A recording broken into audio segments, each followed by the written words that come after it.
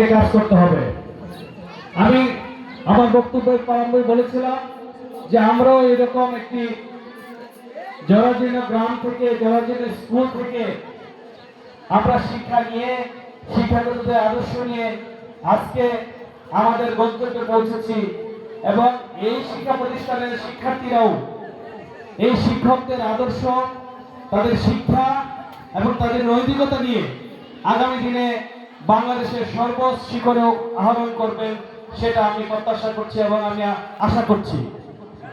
আমাকে আজকে এখানে অতিথি হিসেবে আমন্ত্রণ করায় স্কুল কর্তৃপক্ষ এবং বিশেষ করে শিহাবুল বাড়ির মানিক, তার পরিবারকে আমি ধন্যবাদ জানাই, কৃতজ্ঞতা জানাই।